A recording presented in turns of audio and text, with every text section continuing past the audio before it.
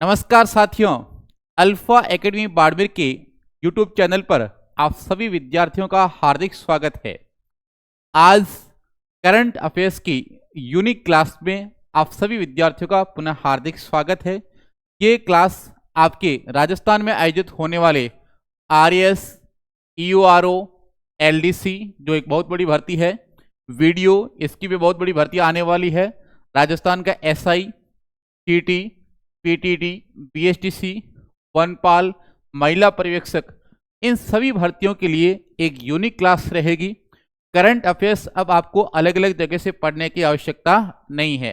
माँ सरस्वती की कृपा रही तो अपने में से पहले भी प्रश्न क्लास में से देखने को मिले हैं और वापस आपको देखने को मिलेंगे। तो आओ शुरुआत करते हैं।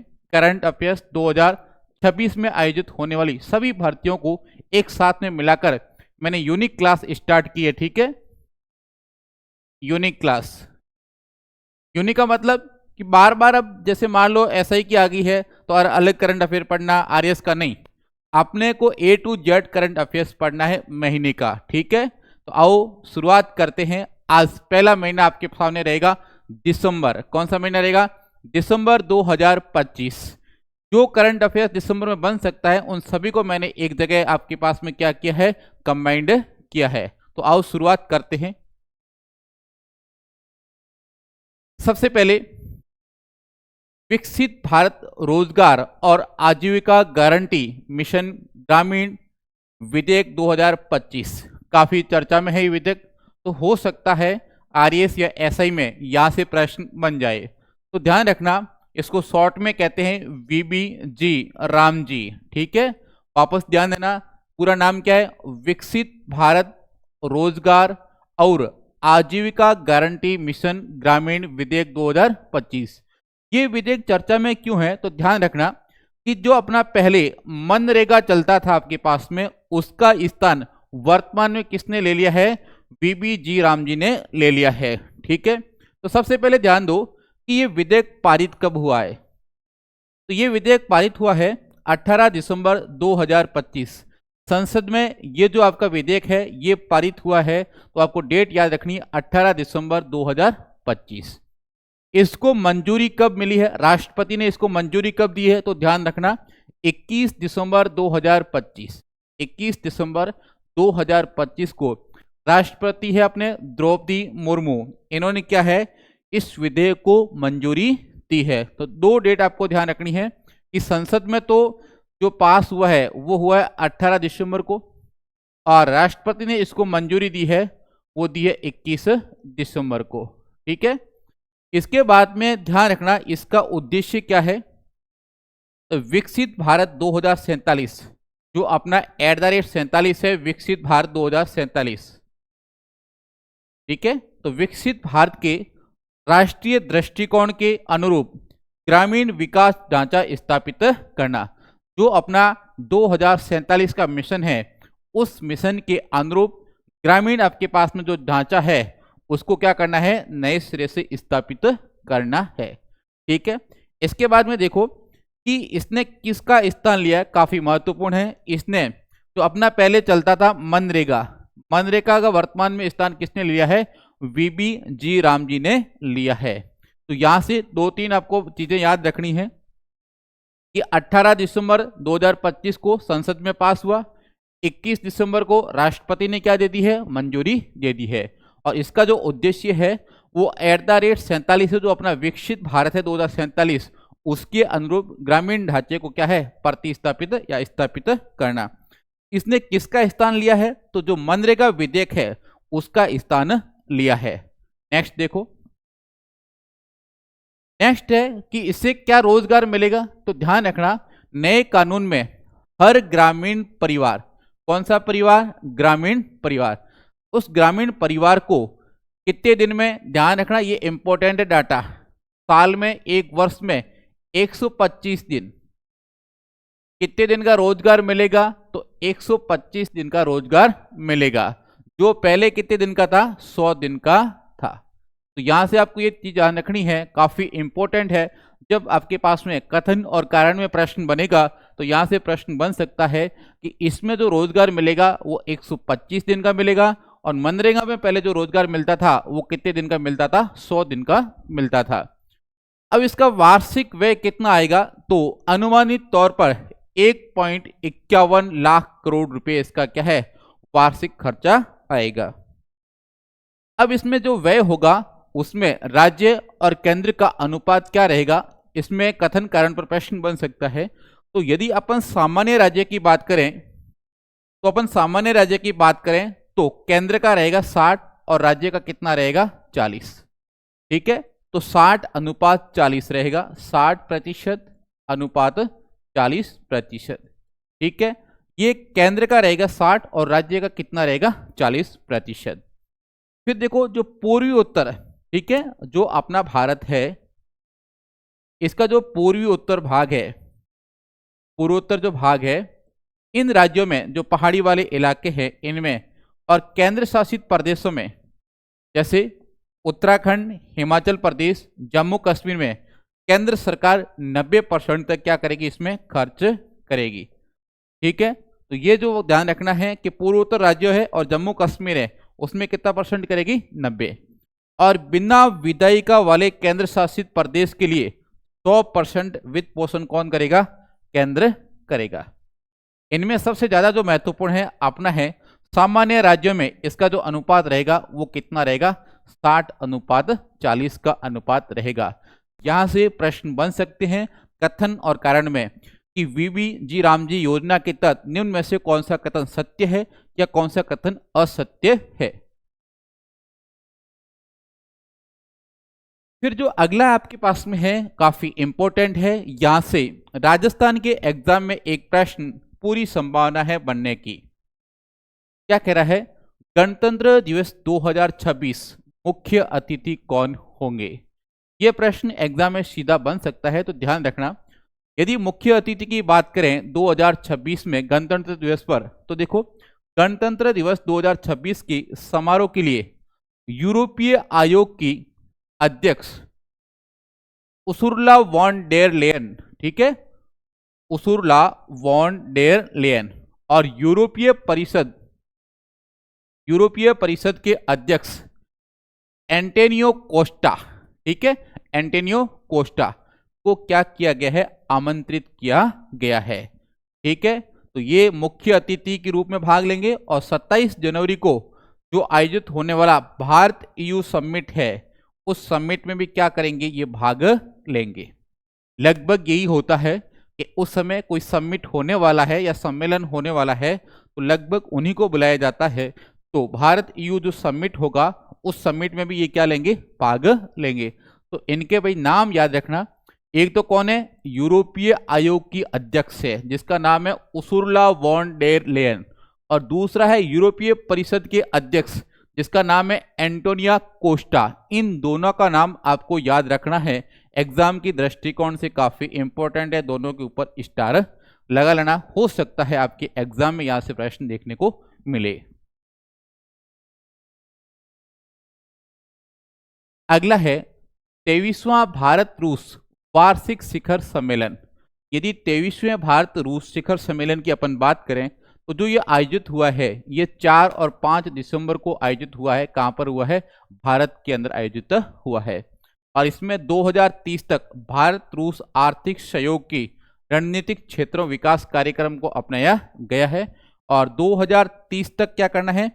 द्विपक्षीय व्यापार को 100 बिलियन अमेरिकी डॉलर तक क्या है? पहुंचाना है।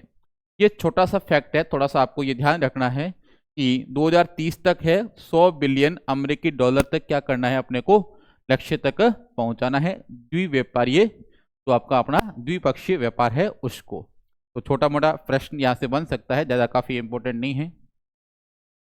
अगला है राजस्थान डिजीफेस्ट टाई ग्लोबल समिति। राजस्थान डिजीफेस्ट टाई ग्लोबल जो समिति है उसकी बैठक कब हुई है? तो ध्यान रखना 4 से लेकर 6 जनवरी, 4 से लेकर 6 जनवरी कहां पर हुई है? JECC सीतापुरा जयपुर में आयोजित हुई है। ठीक है, जो राजस्थान डिजीफेस्ट टाई ग्लोबल समिति है, समिति इसकी जो बैठक हुई है वो 4 से लेकर 6 जनवरी को जेईसीसी सीतापुरा जयपुर में क्या है, आयोजित हुई है। नेक्स्ट है मुख्यमंत्री आयुष्मान आरोग्य योजना, जो अपनी योजना है MAA, ठीक है, उसका जो आउटबाउंड पोर्टेबिलिटी है उसको लागू करने वाला राज्य है अपना राजस्थान। वो क्या है, पहला राज्य बन चुका है। ये आपको ध्यान रखना है कि मुख्यमंत्री आयुष्मान आरोग्य योजना आउटबाउंड पोर्टेबिलिटी लागू करने वाला देश का पहला राज्य, देश का पहला राज्य कौन सा है, राजस्थान है। ये आपको ध्यान रखना है। देश का पहला राज्य कौन बन गया है, राजस्थान बन गया है। तो हो सकता है, पूछा जा सकता है कि पहला राज्य कौन है, तो पहला राज्य कौन सा होगा, राजस्थान होगा। अगला है ब्रिक्स 2026। ब्रिक्स 2026 की अध्यक्षता कौन करेगा, तो ध्यान रखना ब्रिक्स 2026 की अध्यक्षता किसके द्वारा की जाएगी, भारत के द्वारा की जाएगी। ब्रिक्स 2026 की अध्यक्षता कौन करेगा, तो भारत करेगा। ये आपको ध्यान रखना है। 2026 में यहां से जब ब्रिक्स का सम्मेलन होगा तो महत्वपूर्ण प्रश्न यहां से बनेंगे, ये आपको ध्यान रखना है। अगला है कॉमनवेल्थ गेम 2030। यदि अपन कॉमनवेल्थ गेम 2030 की बात करें तो कॉमनवेल्थ गेम 2030 की मेजबानी कौन करेगा, भारत करेगा। ठीक है, ये भी काफी इंपॉर्टेंट है कि 2030 में कॉमनवेल्थ गेम की है मेजबानी भारत के द्वारा की जाएगी। तो उस समय एक महत्वपूर्ण आपके पास में करंट अफेयर्स का ये क्या होगा, मुद्दा होगा, जहां से भयंकर प्रश्न आपको देखने को मिलेंगे। अगला है यूनेस्को की अमूर्त सांस्कृतिक विरासत सुरक्षा समिति।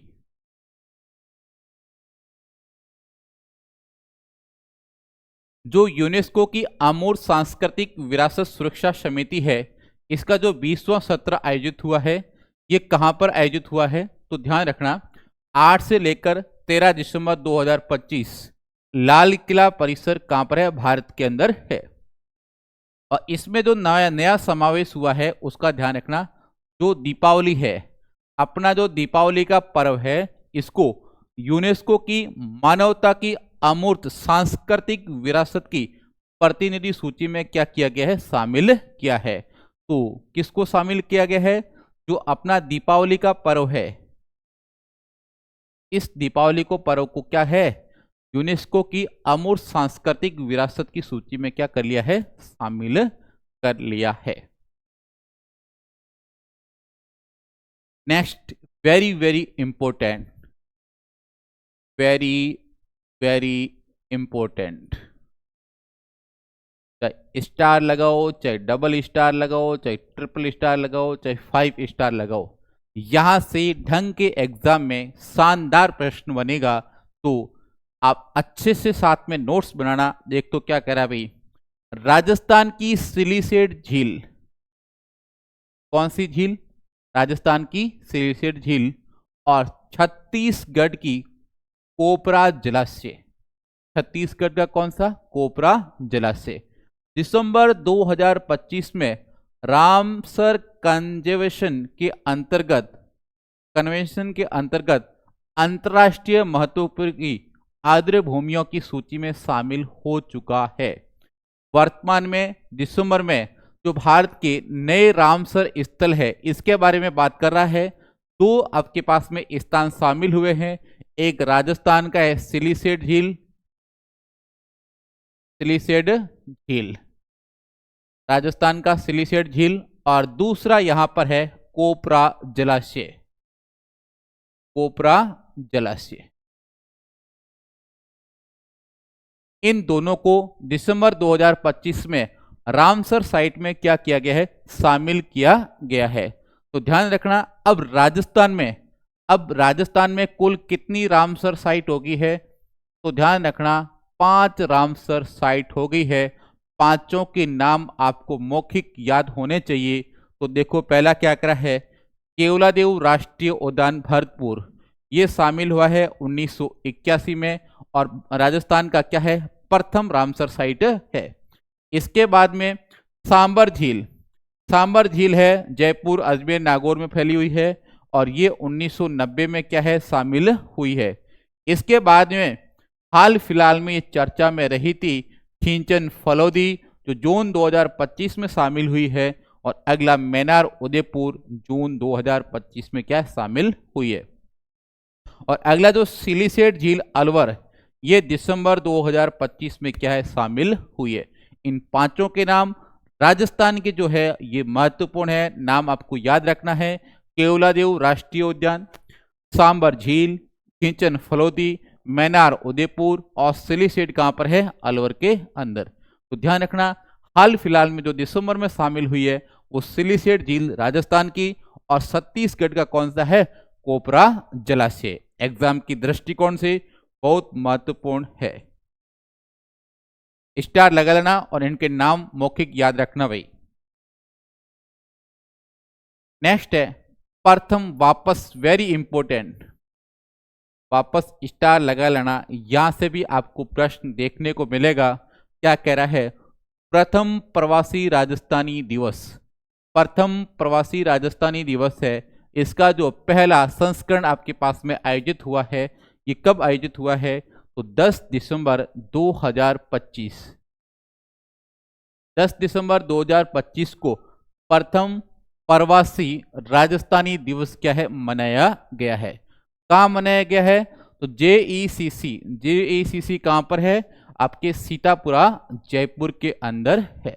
और इसमें कौन कौन मुख्य अतिथि है, तो राज्यपाल हरिभाऊ बागड़े, पंजाब के राज्यपाल गुलाब चंद कटारिया, केंद्रीय मंत्री पीयूष गोयल और माननीय मुख्यमंत्री भजनलाल शर्मा, ये इनमें क्या है शामिल हुए हैं।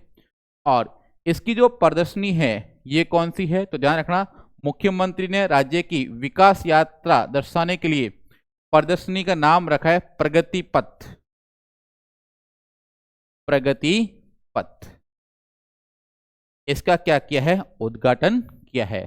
तो यदि यहां से पूछे कि प्रवासी राजस्थानी दिवस पहला कब मनाया गया है, तो 10 दिसंबर 2025 कहां पर मनाया गया है, जेईसीसी सभागार कहां पर है, जयपुर के अंदर है। फिर इसमें कुल 14 नए चैप्टर शामिल किए हैं। कितने चैप्टर शामिल किए हैं, 14, ठीक है, जिसमें 9 तो है विदेश के अंदर, दक्षिण Africa, Bahrain, Kuwait, Oman, Malaysia, Thailand, Hong Kong, New Zealand और कनाडा। जो आपके पास में 9 चैप्टर है ये कहाँ पर है, विदेश के अंदर है। और 5 कहाँ पर है, भारत के अंदर है। भारत के राज्य में कौन कौन है, पंजाब, हरियाणा, उत्तर प्रदेश, सिक्किम और केरल। तो हो सकता है इनके भी नाम आपको याद रखने पड़ जाए। और वर्ष 2026 में पुनः rising Rajasthan global investment summit आयोजित करने की भी क्या है, घोषणा की है। तो इसमें आपके अच्छे प्रश्न बन सकते हैं कथन कारणों पर आधारित।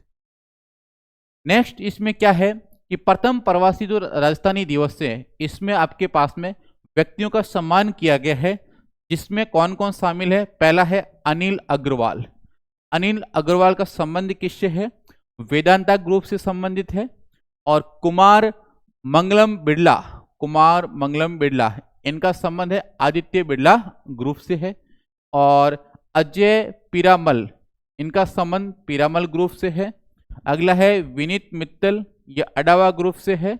और माधव सिंघानिया, ये एमडी एंड सीईओ है जेके सीमेंट के, ठीक है। नशिक कुलरिया, ये है इंटीरियर टाइकून, वह समाज सेवी है। अगला पूनमचंद राठी बीकानेर से है और ये आपके उद्योगपति है। और Shrimati CM Mundra memorial charitable trust Mumbai है, इनको भी सम्मान मिला है। और प्रदीप राठौड़, ये सेलो वर्ल्ड है, उनसे हम पर क्या रखा है, संबंध रखते हैं। तो कितने व्यक्ति हो गए, 1 2 3 4 5 6 7 8 और 9। तो 9 व्यक्तियों का क्या है, सम्मान किया गया है। मान लो प्रश्न यहां से बन सकता है कि प्रथम राजस्थानी दिवस में से निम्न में से किसको सम्मानित किया गया या निम्न में से किसको सम्मानित नहीं किया गया है, तो इनके भी आपको नाम याद रखने पड़ेंगे। अगला है कि प्रथम प्रवासी राजस्थी दिवस में 3 आपके पास में नीतियों की घोषणा की है। पहला, अनिवासी राजस्थानी नीति NRR। दूसरा, पर्यटन नीति 2025, Rajasthan development support portal RDSP। ये 3 नई नीतियां हैं, इसमें क्या है, घोषणा की है। इन नीतियों के बारे में जस्ट अपन अगली चर्चा करेंगे। पहली नीति है आपके पास में प्रवासी राजस्थानी नीति NRR 2025। इसको जो मंजूरी मिली है, इस नीति को मंजूरी कब मिली है, तो 3 दिसंबर 2025। राजस्थान प्रवासी जो नीति है NRR, इस नीति में आपको मंजूरी कब मिली है, 3 दिसंबर को मिली है। और नोडल एजेंसी कौन रहेगी इसमें, तो राजस्थान फाउंडेशन है। राजस्थान फाउंडेशन है, इस नीति का क्या रहेगा भाई, जो नोडल एजेंसी है वो रहेगा। और नीति को संस्थागत रूप देने के लिए समर्पित राज्य सरकार द्वारा एक अलग से विभाग आपके पास में स्थापित करेगी। और इसमें 5 स्तंभ है। पहला है गति देना। गति देना मतलब निवेश को क्या करना, बढ़ावा देना। सेतु बनाना मतलब संपर्क स्थापित करना। अगला है उत्सव मनाना, संस्कृति और उपलब्धियों का क्या करना है, सम्मान करना है। और संचालन करना, विकास में क्या करना, भागीदारी लाना। और अगला है सुनिश्चित करना, सहायता और शिकायत का क्या करना है, निवारण करना। ये इसके 5 स्तंभ रहेंगे नीति के। तो यदि पूछा जाए प्रवासी राजस्थानी नीति तो मंजूरी कब मिली है, 3 दिसंबर को। नोडल एजेंसी कौन है, राजस्थान फाउंडेशन। और इसके लिए एक अलग से क्या है, विभाग सरकार स्थापित करेगी। और इसकी क्या है, 5 स्तंभ है, 5 के नाम आपको याद रखने हैं। अगला है Rajasthan trade promotion policy. Rajasthan trade promotion policy मंजूरी कब मिली है, 3 दिसंबर 2025 को मिली है। इसका उद्देश्य क्या है, इसका उद्देश्य है, इस नीति का लक्ष्य छोटे व्यापारियों को ई कॉमर्स प्लेटफॉर्म और बड़े लॉजिस्टिक नेटवर्क जैसी सुविधा और समान अवसर प्रदान करना, ताकि राज्य का खुदरा और थोक व्यापार सशक्त हो सके। ये पॉलिसी लाई है। इनका जो लक्ष्य रखा गया है, छोटे व्यापारियों को ई कॉमर्स प्लेटफॉर्म और बड़े लॉजिस्टिक नेटवर्क है उनकी क्या है, सुविधा देना, ताकि अपना जो थोक व्यापार है ये भी क्या है, सशक्त हो सके। अगला जो राजस्थान ट्रेड प्रमोशन पॉलिसी है, इसकी नीतियों के बारे में ध्यान रखना है। प्रमुख बिंदु, पहला क्या है, यह नीति राज्य के 10.5 लाख से अधिक रिटेल स्टोर और MSME उद्यमों को ध्यान में रखकर बनाई गई है। 10 लाख तो रिटेल आपके पास में स्टोर है। और अगला आपके है जो MSME जो उद्योग है उनको ध्यान रखकर बनाई गई है। प्राथमिकता किसको रहेगी, व्यापार में निवेश को बढ़ाना, रोजगार सृजन करना, छोटे व्यापारियों को बाजार वारंट तक क्या है, आसानी पहुंचाना। और ईज ऑफ डूइंग बिजनेस, व्यापार को सरल बनाने के लिए राजस्थान दुकान एवं वाणिज्यिक प्रतिष्ठान अधिनियम 1958 के प्रावधानों में क्या है, आपको छूट दी जाएगी, ताकि आप क्या है, आसानी से क्या कर सको, व्यापार कर सको। ये भी छोटी सी इसमें पॉलिसी के अंदर आपको बिंदु है वो ध्यान में रखने हैं। नेक्स्ट है राजस्थान पर्यटन नीति 2025। मंजूरी कब मिली है, 3 दिसंबर 2025। राजस्थान की जो पर्यटन नीति है 2025 नई वाली, इसमें जो मंजूरी मिली है वो कब मिली है, 3 दिसंबर 2025। इसका उद्देश्य राजस्थान को वैश्विक पटल पर एक प्रमुख पर्यटन, कला और सांस्कृतिक केंद्र के रूप में क्या है, स्थापित करना है राजस्थान को।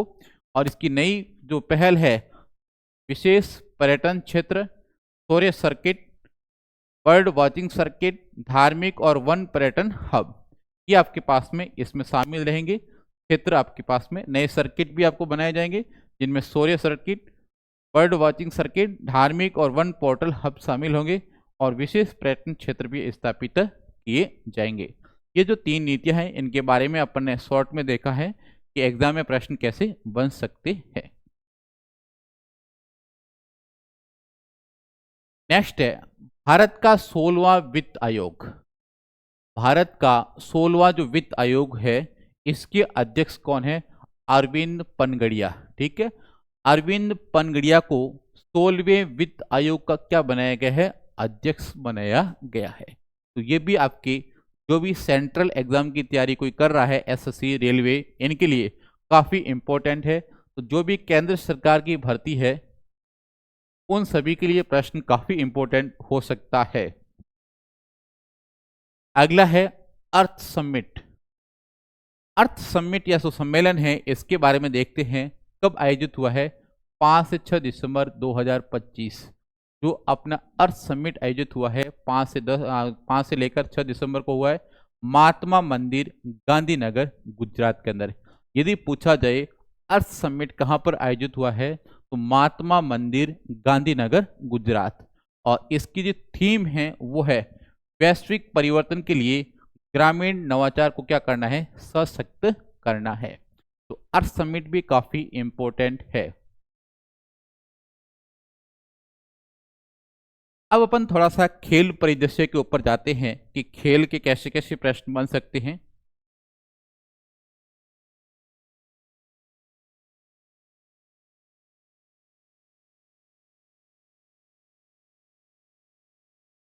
अब अपन दिसंबर में जो खेल परिदृश्य है इसके ऊपर भी थोड़ी चर्चा कर लेते हैं।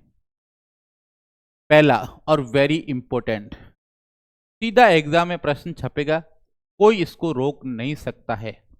यदि ये प्रश्न नहीं आता है इसका मतलब पेपर भी बनाना नहीं आता है। तो काफी इंपॉर्टेंट है, स्टार लगा लेना, डबल स्टार लगा लेना। ठीक है, अब देखो यदि मैं अर्जुन अवार्ड 2025 की बात करूं, किसकी बात?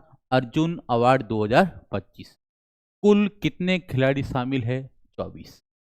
तो टोटल जो इस अवार्ड में शामिल है ये कितने हैं? 24। जिसमें से राजस्थान के खिलाड़ी कितने हैं? तो ये इंपॉर्टेंट है, 3 खिलाड़ी। 3 खिलाड़ी है जो नामांकित हुए हैं अर्जुन अवार्ड 2025 के लिए। Very very important. पहला कौन है? पद्मनाभ सिंह। पद्मनाभ सिंह कौन है? जयपुर के हैं और ये पोलो के खिलाड़ी हैं। ठीक है, पहला देखो पद्मनाभ सिंह जो अपने डिप्टी सीएम हैं उनके पुत्र है। पद्मनाभ सिंह जयपुर से संबंध रखते हैं और पोलो के क्या है? खिलाड़ी है। इनका नाम याद रखना है। दूसरा निर्मला भाटी। निर्मला भाटी है, ये कुचामन सिटी नागौर की है और इनका जो संबंध है कौन से खेल से है? खो-खो से है। और अगला है रुद्रांश खंडेलवाल, इनका संबंध भरतपुर से है और ये क्या है? एक पैराशूटर है। Very very important. ठीक है, तो पहला पद्मनाभ सिंह पोलो खिलाड़ी, दूसरा निर्मला भाटी कुचामन सिटी से है, खो खो के खिलाड़ी है, और अगला है रुद्रांश खंडेलवाल, ये है क्या है? भरतपुर के पैराशूटर है। सीधा प्रश्न आएगा निम्न में से अर्जुन अवार्ड के लिए कौन नामांकित नहीं है? और ये तीनों के नाम आपको याद रखने हैं।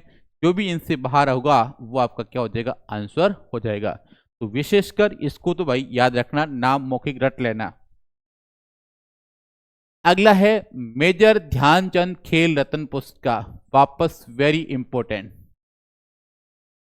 मेजर ध्यानचंद खेल रत्न पुरस्कार 2025 की बात करें तो आपका हार्दिक सिंह है। ये कौन है? उप कप्तान है भारतीय पुरुष हॉकी टीम के। इनको राष्ट्रीय खेल पुरस्कार में मेजर ध्यानचंद खेल रत्न पुरस्कार के लिए नामांकित किया गया है। तो यदि पूछा जाए मेजर ध्यानचंद खेल रत्न पुरस्कार 2025 तो आपको नाम याद रखना है हार्दिक सिंह। और इनका संबंध किससे है? हॉकी से है। ये भारतीय टीम के क्या है? उप कप्तान है। नेक्स्ट देखो, नेक्स्ट है 80वीं वेस्टर्न इंडिया स्क्वैश चैंपियनशिप। ये आयोजित हुई है 17 से 21 दिसंबर। कहाँ पर हुई है? मुंबई, जो मुंबई है उसके अंदर। राजस्थान के खिलाड़ी है जिनको 5 पदक मिले हैं, जिनमें से स्वर्ण पदक की बात करें तो 2 स्वर्ण पदक मिले हैं। एक तो धैर्य गोगिया इसको मिला है, दूसरा अमेय महाजन को मिला है। याद रहे तो ठीक है, नहीं रहे तो कोई बड़ी बात नहीं है। रजत पदक एक मिला है, किसको मिला है? फरीद अंद्रावी को मिला है। और कांस्य पदक 2 मिले हैं, ये रहा है दिव्यांशी जैन और युवान वर्मा। तो ये वेस्टर्न इंडिया स्क्वैश चैंपियनशिप है, थोड़ा सा देख लेना, याद रहे तो ठीक है, बाकी इतना याद रखना संभव नहीं है। अगला काफी इंपॉर्टेंट है भाई, squash world cup 2025। Squash world cup 2025 आयोजन 9 से 14 दिसंबर 2025। कब हुआ भाई? 9 से लेकर 14 दिसंबर। कहाँ पर आयोजित हुआ है? तो ध्यान रखना, express Avenue mall, Chennai Tamil Nadu. कहाँ पर? चेन्नई तमिलनाडु के अंदर। और इसका जो विजेता है ये कौन है? भारत। स्क्वैश वर्ल्ड कप 2025 इसका जो विजेता है ये इंपॉर्टेंट है, कौन है? भारत है। और इसका उप विजेता कौन है? उप विजेता है ये है हांगकांग और चीन। ध्यान रखना, भारत ने अपना पहला स्क्वैश कप खिताब जीता है और ये जीतने वाला एशिया का पहला क्या है? देश बन गया है। इसलिए काफी इंपॉर्टेंट है। स्क्वैश वर्ल्ड कप 2025 किसने जीता है? भारत ने जीता है। अगला है lacrosse federation cup. Lacrosse federation cup 2025 ये जो आयोजित हुआ है 5 से लेकर 7 दिसंबर 2025। कहाँ पर हुआ है? कटरा। कटरा कहाँ पर है? जम्मू के अंदर है। लैक्रोस फेडरेशन है ये कटरा जम्मू के अंदर क्या है? आयोजित हुआ है। और इसकी विजेता पुरुष वर्ग है राजस्थान की पुरुष टीम ने फाइनल में गुजरात को 7-2 से हराया है। लैक्रोस लगातार राजस्थान जीत रहा है भाई, ध्यान रखना है आपको। तो राजस्थान आपकी बार में इस बार भी जीता है। और महिला वर्ग में राजस्थान की महिला टीम ने फाइनल में हरियाणा को 4-2 से हराया है। और राजस्थान लगातार दूसरे वर्ष स्वर्ण पदक क्या है? जीता है। तो लैक्रोस कप किसने जीता है? जो पुरुष वर्ग और महिला वर्ग दोनों ने क्या है आपके पास में क्या है? राजस्थान की टीम ने जीता है। और लगातार दूसरी बार क्या है? राजस्थान स्वर्ण पदक लेकर आया है लैक्रोस कप के अंदर। अगले हैं कुछ नाम हैं जो चर्चा में रहे हैं दिसंबर में, इनके ऊपर चर्चा करते हैं।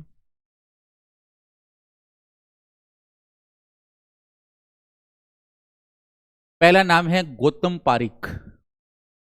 गौतम पारीक है ये चर्चा में क्यों रहा है? तो ध्यान रखना, चर्चा में रहने का कारण अपन देखते हैं कि 68वीं राष्ट्रीय पैरा शूटिंग 68वीं राष्ट्रीय पैरा शूटिंग प्रतियोगिता में राजस्थान के 1 स्वर्ण और 1 रजत पदक जीता है।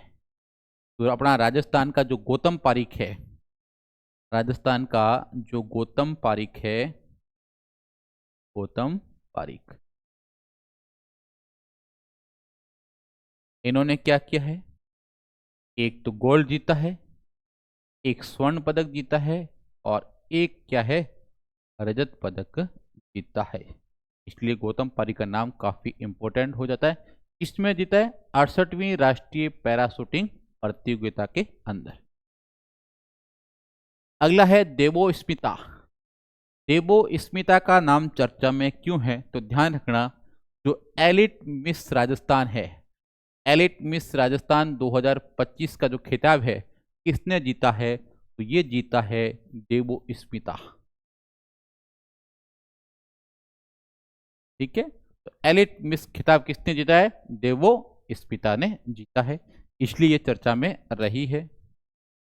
और अगला है जयंत विष्णु नार्लिकर।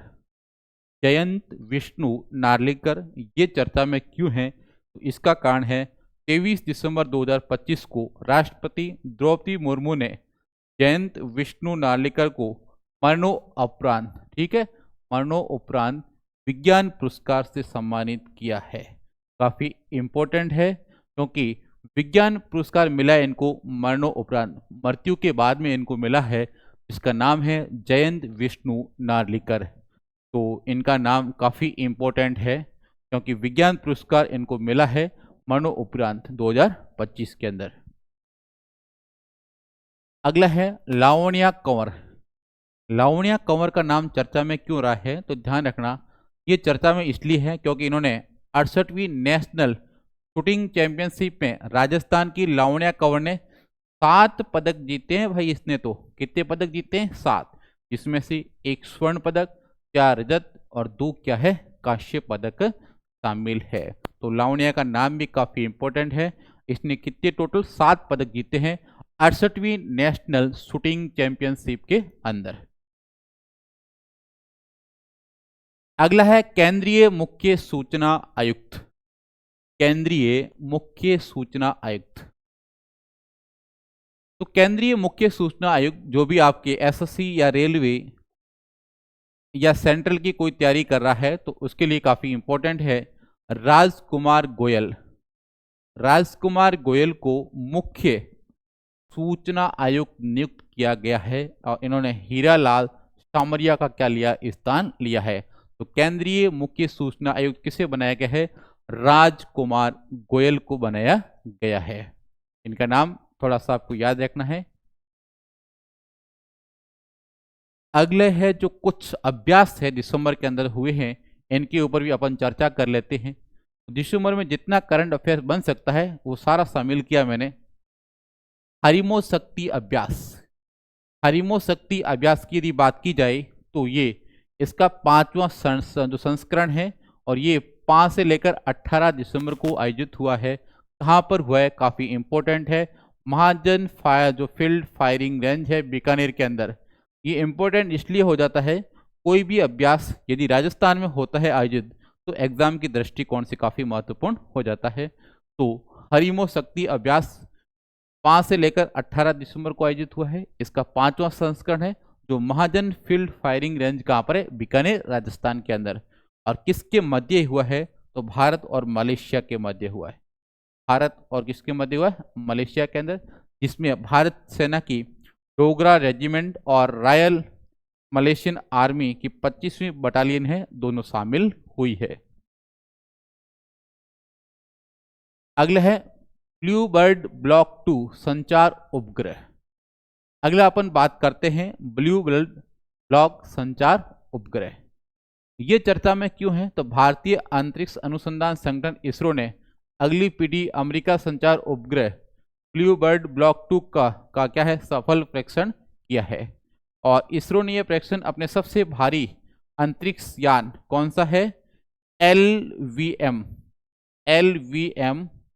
3M6 द्वारा आंध्र प्रदेश के श्रीहरिकोटा स्थित सतीश धवन स्पेस सेंटर से 24 दिसंबर 2025 को क्या है, इसका प्रक्षेपण किया है। और ये उपग्रह पृथ्वी की निम्न कक्षाओं में क्या है, स्थापित किया गया है। थोड़ा सा आपको ये ध्यान रखना है, साइंस और टेक्नोलॉजी का जो पोर्शन है उसमें इसका प्रश्न बन सकता है। और इसरो द्वारा प्रक्षेपित सबसे भारी उपग्रह 6100 किलोग्राम वजनी ब्लू बर्ड भारत से लॉन्च किया गया है, जो अब तक का सबसे भारी क्या सैटेलाइट है। कंपनी कौन सी है, ब्लू बर्ड ब्लॉक 2 अमेरिका की AST स्पेस मोबाइल का संचार उपग्रह है। और उद्देश्य क्या है, नेक्स्ट जेन कम्युनिकेशन सैटेलाइट है, जिसका है स्मार्टफोन तक सीधे high speed cellular broadband connectivity पहुंचाना है। ठीक है, ये छोटा मोटा आपको उद्देश्य भी इसका ध्यान रखना है। अगला है पहला स्वदेशी प्रदूषण नियंत्रण पोत समुद्र प्रताप। कौन सा है, समुद्र प्रताप। भारतीय तटरक्षक बल ने 23 दिसंबर 2025 को पहले स्वदेशी प्रदूषण नियंत्रण पोत समुद्र प्रताप को क्या है, शामिल किया है। और गोवा शिपयार्ड लिमिटेड द्वारा विकसित किया गया है ये, और जिसमें 60% से अधिक स्वदेशी उपकरण है और 114.5 मीटर लंबा और 4170 टन विस्थापित वजन वाला क्या है, अब तक का सबसे बड़ा क्या है, जहाज है। तो नाम याद रखना है, समुद्र प्रताप। अगला है अलकनंदा गैलेक्सी। हाल फिलहाल में अलकनंदा गैलेक्सी भी चर्चा में है। क्यों है कि पुणे स्थित NCRA-TIFR के शोधकर्ता है, जिसमें राशि जैन जो राजस्थान की है और योगेश वडाडेकर ने जेम्स वेब स्पेस टेलीस्कोप के डेटा का विश्लेषण कर ब्रह्मांड की एक अत्यंत दुर्लभ और प्राचीन गैलेक्सी अलकनंदा की क्या है, खोज की है। एक तो राशि शामिल है इसमें, एक दूसरा योगेश शामिल है। अगला जो अभ्यास है वो है एक्वेरियन अभ्यास। कौन सा है, एक्वेरियन अभ्यास। एक्यूवेरियन अभ्यास का ये कौन सा संस्करण है? 14वां संस्करण है, जो 2 से 15 दिसंबर 2025 तिरुवनंतपुरम केरल भारत के अंदर आयोजित हुआ है। और ये आपके पास में भारत और मालदीव के मध्य आयोजित हुआ है। कौन कौन से देश है? भारत और मालदीव। नाम क्या है? एक्यूवेरियन। ठीक है। नेक्स्ट अभ्यास देखो, एकता अभ्यास। यदि एकता अभ्यास की बात की जाए तो इसका 8वां संस्करण आयोजित हुआ है। कहां पर हुआ है? 15 से लेकर 17 दिसंबर 2025 को। इसके मध्य आयोजित हुआ है? भारत और मालदीव के मध्य। भारत और मालदीव के मध्य हुआ है एकता अभ्यास। अगला है क्वाड हिंद प्रशांत लॉजिस्टिक नेटवर्क अभ्यास। इसका जो पहला संस्करण है 8 से लेकर 12 दिसंबर को हुआ है। एंडरसन एयरफोर्स बेस गुआम, संयुक्त राज्य अमेरिका। और किसके मध्य हुआ? भारत और मालदीव के मध्य। अगला काफी इंपॉर्टेंट है, the best FIFA football award. The best FIFA football award की बात की जाए तो ये पुरस्कार 2025, जिसमें सर्वश्रेष्ठ की बात की जाए पुरुष खिलाड़ी की, तो उसमें है Usman Dembele. The best FIFA football award 2025 की बात की जाए तो पुरुष किसको है? उस्मान डेम्बले को। और महिला कौन है सर्वश्रेष्ठ? तो एताना बोनमती। दो नाम आपको याद रखने, काफी इंपॉर्टेंट है। यदि पूछा जाए the best FIFA football awards पुरस्कार किसे मिला है, तो पुरुष श्रेणी में मिला है, वो तो मिला है उस्मान डेम्बले को। और महिला की श्रेणी में मिला है वो है एताना बोनमती। ये दोनों नाम आपको याद रखने हैं।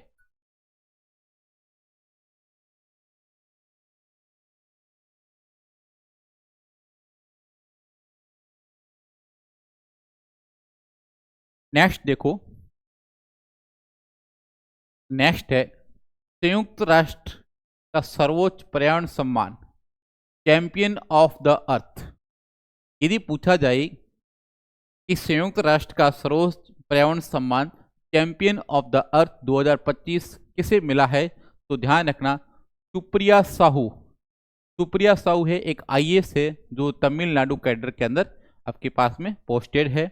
और सुप्रिया साहू को ये पुरस्कार इंस्पिरेशन एंड एक्शन श्रेणी के अंदर मिला है, जिन्होंने बढ़ती गर्मी के बीच हीट एडेप्शन और इकोसिस्टम स्टोरेशन की नीति व क्रियान्वयन को जोड़कर जमीन पर परिणाम देने वाले कार्यों के लिए क्या है? सम्मानित किया गया। बाकी आपको इतना ध्यान नहीं रखना है, आपको इतना रखना है चैंपियनशिप ऑफ द अर्थ 2025 ये किसे मिला है? ये पुरस्कार मिला है सुप्रिया साहू। केवल आपको नाम याद रखना है, सुप्रिया साहू। ठीक है। अगला है world athletics award. World athletics award पुरस्कार 2025 की बात करें तो पुरुष श्रेणी में मिला है मोंटो डुप्लांटिस। ये कहाँ के हैं? स्वीडन के हैं। और सिडनी की है आपके पास में महिला मैकलॉगलिन लेवरॉन, अमेरिका। ठीक है, ये इनका नाम है काफी, मैकलॉगलिन, और ये है मोंटो डुप्लांटिस। ये नाम आपको याद रहे तो ठीक है, नहीं रहे तो कोई बड़ी बात नहीं है। अगला है डॉक्टर कोमल कोठारी स्मृति लाइफ टाइम अचीवमेंट लोक कला पुरस्कार। ये किसको मिला है? तो डॉक्टर निरंजन वल्लभ भाई राजगुरु। ये है कहाँ के? गुजरात के। एक तो इनको मिला है, दूसरा मिला है रामनाथ चौधरी, और ये क्या है? अलकोजा वादक है।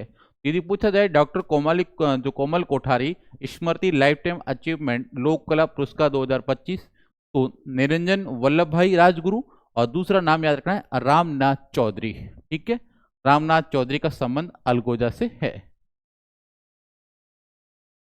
अगला है डिजाइन इनोवेशन अवार्ड।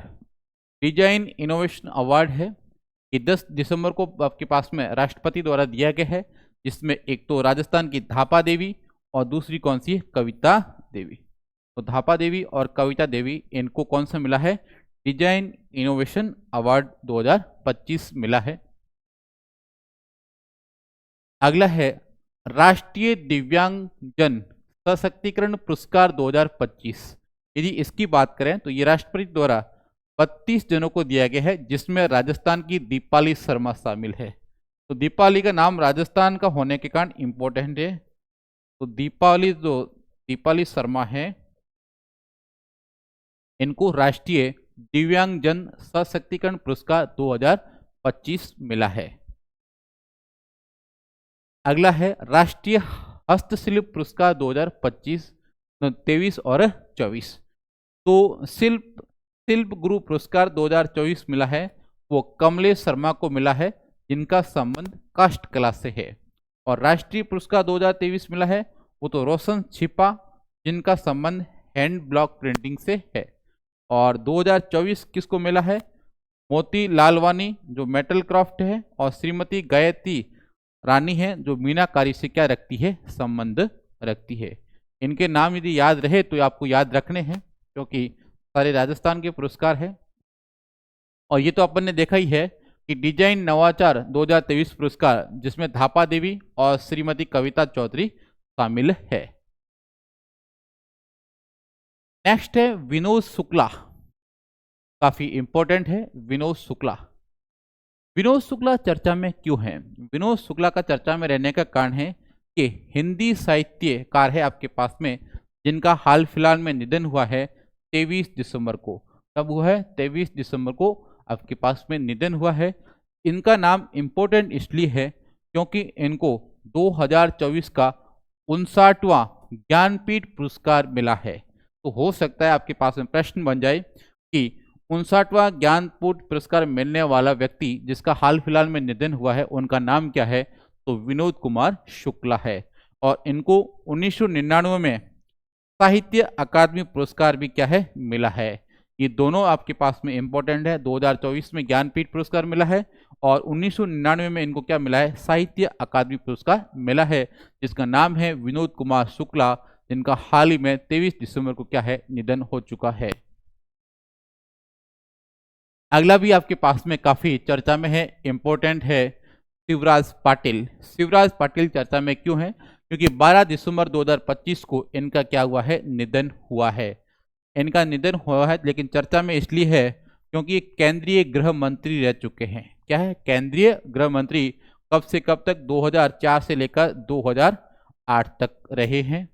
और लोकसभा अध्यक्ष भी रहे हैं 1991 से लेकर 1996 तक, जो अपनी 10वीं लोकसभा है उसके क्या है? अध्यक्ष रह चुके हैं। तो काफी इंपॉर्टेंट है। और अगले ये राज्यपाल भी रहे हैं 2010 से 2015 के बीच में। एक तो पंजाब में रहे हैं और इसके साथ में राजस्थान राज्यपाल भी रहे हैं। ये कब रहे हैं राजस्थान में? डेट याद रखना भाई, 26 अप्रैल 2010 से लेकर, ठीक है, 2010 से लेकर 12 मई 2012 तक, ठीक है, राजस्थान के क्या है? राज्यपाल भी रह चुके हैं, इसलिए इनका नाम काफी इंपॉर्टेंट है। शिवराज पाटिल 12 दिसंबर को हाल में निधन हुआ है। तो केंद्रीय गृह मंत्री रहे हैं 2004 से लेकर 2008 तक, लोकसभा अध्यक्ष रहे हैं 10वीं लोकसभा के, जो 91 से लेकर 96 तक है, और पंजाब के राज्यपाल रहे हैं, और साथ में राजस्थान के राज्यपाल रहे हैं 26 अप्रैल 2010 से लेकर 12 मई 2012 तक। ठीक है, इसलिए एग्जाम की दृष्टिकोण से नाम इंपॉर्टेंट है। तो थैंक यू। ये था आपके पास में दिसंबर का करंट अफेयर्स। जितना आपके पास में हो सकता है उन सभी को मैंने एक जगह आपके पास में इकट्ठा किया है कंटेंट को। तो यदि आपको क्लास अच्छी लगे तो क्लास को शेयर करना। जय हिंद, थैंक यू।